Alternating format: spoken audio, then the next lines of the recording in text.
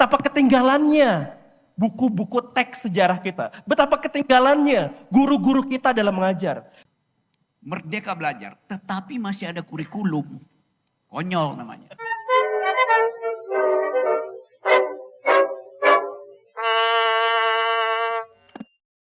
Oke, kita selain di sini juga ada di online, kemudian saya menerima ada beberapa pertanyaan secara online, saya coba bacakan dan beberapa pertanyaan saya pikir sudah terjawab seperti dari Muhammad Yakin, bagaimana cara mengaktualisasikan kritis ke dalam masyarakat, saya pikir sudah kita bahas. Ada lagi dari Sulis Kurniawan. Jadi politik itu jatuhnya seperti meta, most effective tactic available yang bisa berubah sering waktu. Maka apa yang lebih esensial selain adab? Kemudian dari Hermawan Yudhistira, izin bertanya, apa pendapat Profesor Rocky dan Guru Gembul terhadap kurikulum Merdeka Belajar yang diterapkan saat ini? Ya. Oke, apa tidak? Yang lainnya Sulis, Muhammad Yakin, terima kasih atas pertanyaannya. Tapi beberapa pertanyaan saya lihat sudah terjawab dalam diskusi kita sekarang. Mungkin pertanyaan yang belum terjawab adalah Prof. Rocky dan Guru Gembul terhadap kurikulum Merdeka Belajar yang diterapkan saat ini. Bagaimana menurut Bapak, menurut pendapat Prof. Rocky dan Guru Gembul? Silakan. Siapa dulu? Pak Guru dulu lah.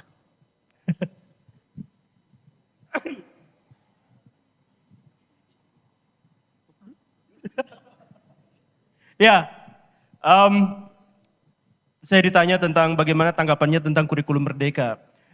Kurikulum merdeka, kurikulum berbasis kompetensi, kurikulum KBK, kurikulum KTSP dan sebagainya itu semuanya adalah program-program pemerintah yang diupayakan. Tetapi masalah utamanya adalah pelaksanaannya dan pelaksananya itu kebanyakan bermasalah. Saya ngobrol dengan kementerian tentang kurikulum merdeka begini, tetapi ketika sampai ke bawah, saya mengajar sebagai guru honorer bagaimana ternyata itu 180 derajat berbeda. Berbeda sekali antara kurikulum merdeka yang diterangkan di atas dengan yang di bawah. Ketika saya berbicara dengan guru sebelumnya dan berbicara dengan orang yang memang ada di bidang itu sebelumnya, terkait dengan kurikulum sebelumnya, itu juga sama saja. Jadi saya pengen menekankan beberapa hal. Gini nih, kebanyakan orang-orang di sini itu ada yang mahasiswa, tapi kebanyakan anak-anak muda ya. Di sini yang tua-tua tapi banyak anak muda. Ada yang masih sekolah nggak? Wah banyak ya. Loh. Dari mana aja? Darul Hikam? Ada Darul Hikam? Ada ya? Wah banyak Pak. Ternyata dari diajakin Bapak ternyata ya. Gini nih, pendidikan itu adalah upaya mentransformasikan orang tidak bisa menjadi bisa, orang tidak mampu menjadi mampu, orang tidak ahli menjadi ahli. Itu esensi dari pendidikan itu seperti itu. Dan karena itu, maka fokusnya itu adalah bagaimana cara menciptakan generasi yang bisa melakukan seperti itu. Nah, pada faktanya adalah pendidikan di Indonesia itu tidak diorientasikan untuk masa depan, tapi diorientasikan pada masa lalu. Makanya cek buku-buku yang dipegang sama Bapak Ibu di sekolah. Cek, terbit tahun berapa. Dan isinya cek, kebanyakan adalah tentang masa lalu. Makanya saya misalkan pernah ngobrol tentang ini dengan kementerian, dengan kepala sekolah dan lain sebagainya. Betapa susahnya untuk mengajarkan peristiwa-peristiwa tentang masa depan atau sejarah masa depan.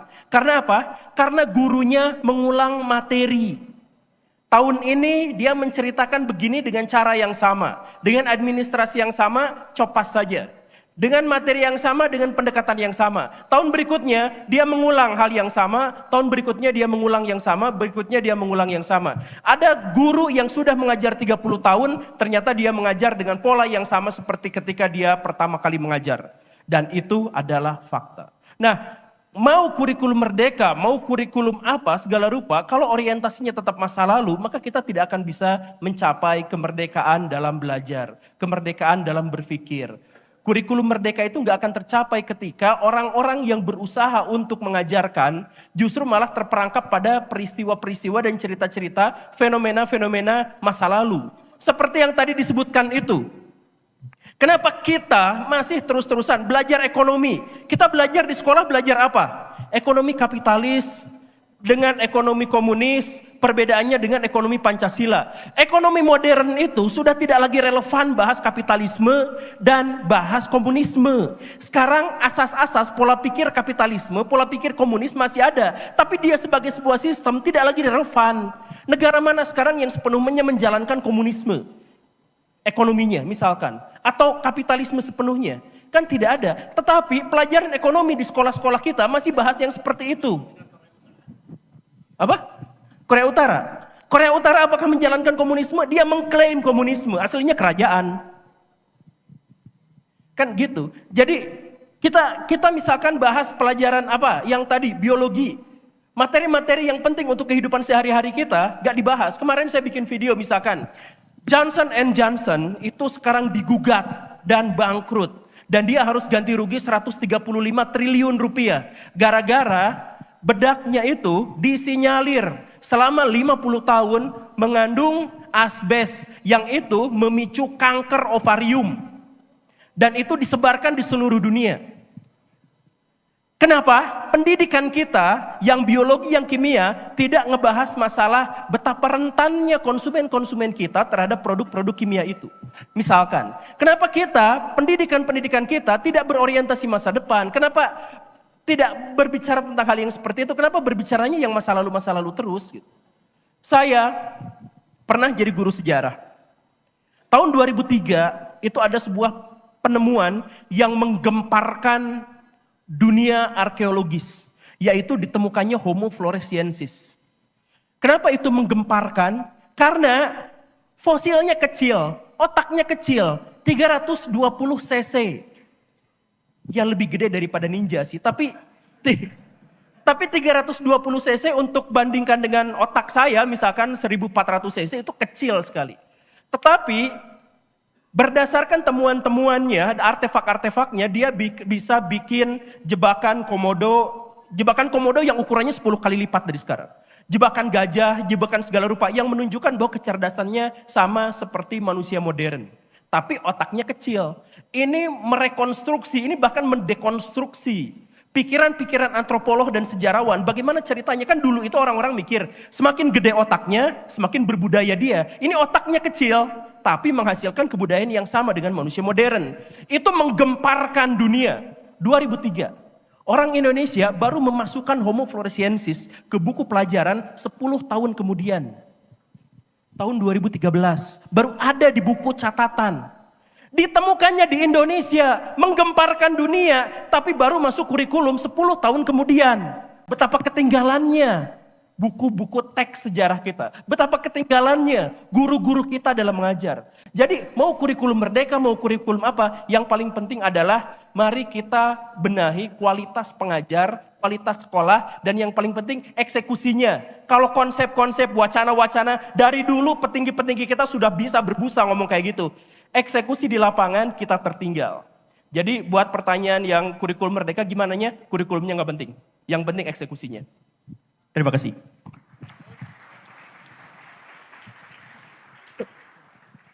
Prof.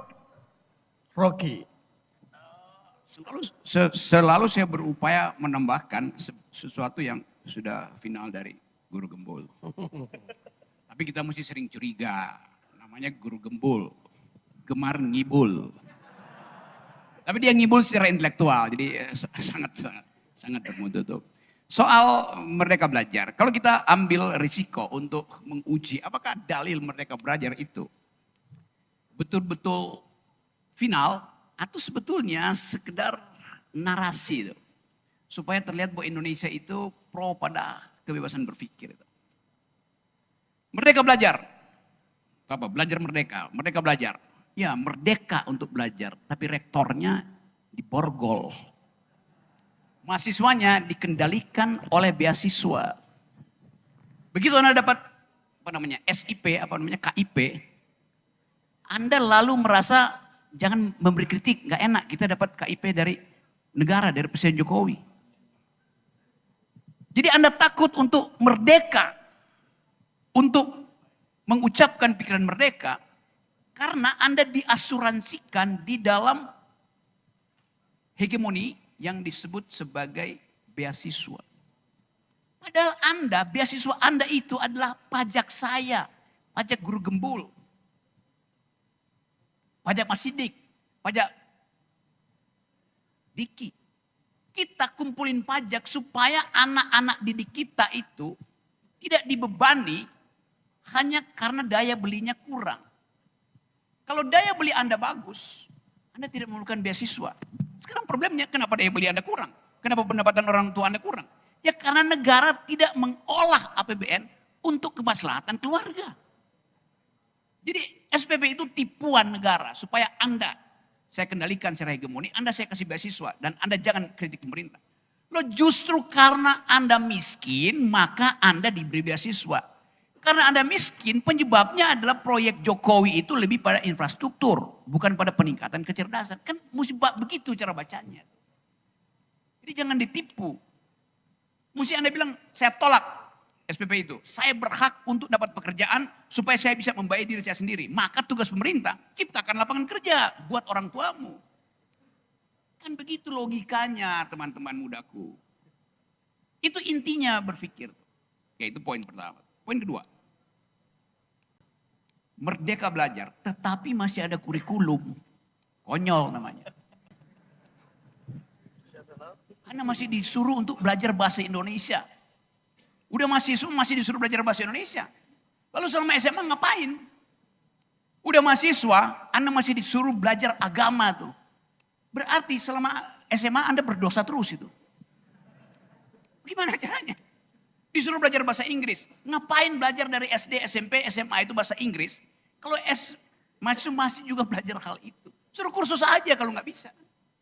Buang-buang waktu. Jadi itu dalilnya. Jadi ini adalah semacam lip service. Untuk mengatakan bahwa ada kemerdekaan berpikir. Tapi yang terjadi bukan itu. Dalam tadi pertanyaan tentang, oke saya lanjutkan dulu nih. Logika dari belajar merdeka. Sebetulnya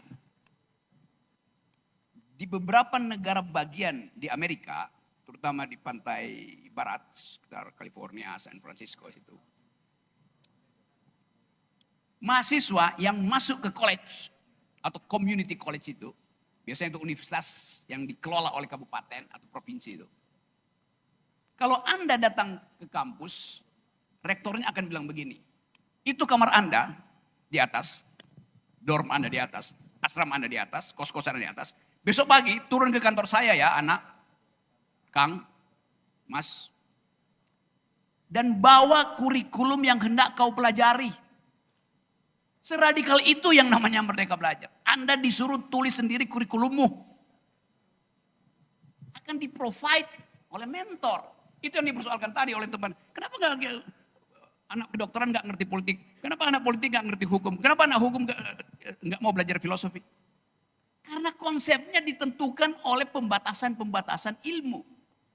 Sekarang itu diubah di beberapa negara bagian Amerika. Anda datang tulis sendiri kurikulummu. Saya dari Bandung. Saya hanya mau belajar 4 mata kuliah. 1 environmental ethics. 2 soal sejarah ilmu fisika. Yang ketiga soal anatomi manusia. Yang keempat soal startup. Selesai. Yang lain saya mau pelajari. Kenapa? Anda bisa belajar sendiri di semua fasilitas terbuka. Kuliah gratis di internet banyak betul. Anda hanya ingin mendalami 4 itu.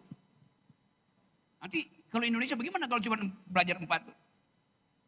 Gak dapat ijazah Anda. Bilang, saya gak perlu ijazah. Karena banyak orang yang mengaku punya ijazah tapi palsu. Ngapain coba? Kan itu dasarnya kan. Anda lulus, Anda mendaftar di perusahaan, korporasi Amerika itu, Eropa terutama sekarang, dia nggak lihat ijazahmu, dia Google, Anda udah bikin apa? Anda udah berpikir apa?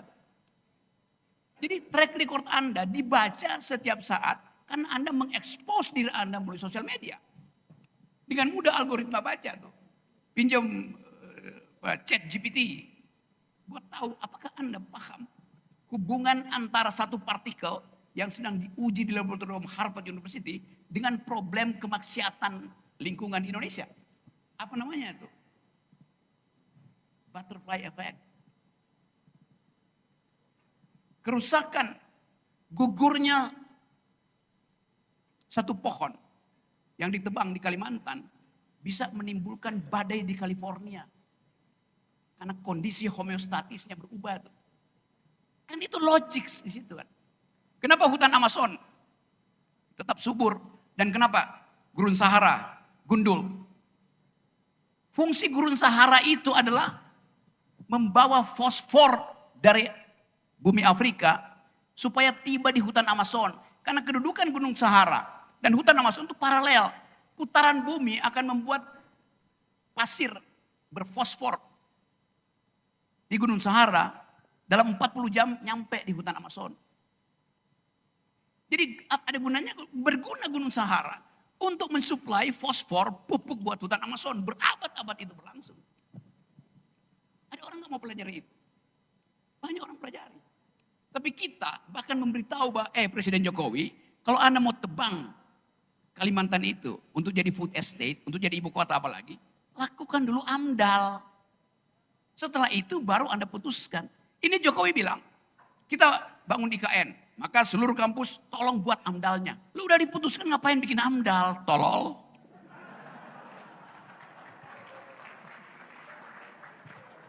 Itu stupidity-nya di situ, kedunguannya di situ. Itu yang menyebabkan Indonesia artinya akhirnya dihukum oleh Uni Eropa. Dalil Presiden Jokowi dan kabinetnya. Produk ekstraktif kita termasuk hutan green, oke. Ya memang hilirnya yang disebut hilirisasi sekarang kan. Memang di hilir itu bersih. Tapi kenapa Amerika nolak? Kenapa Eropa nolak? Karena milenial Eropa, anak-anak muda Eropa periksa jalan pikiran dari hilirisasi itu.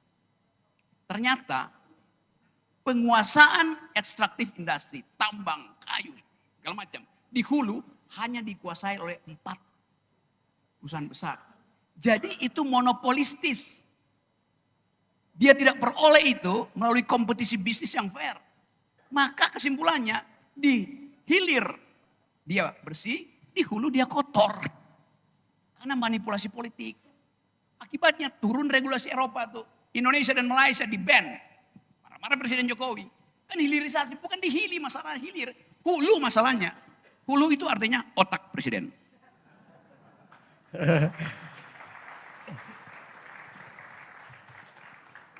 Pak Intel sabar ya.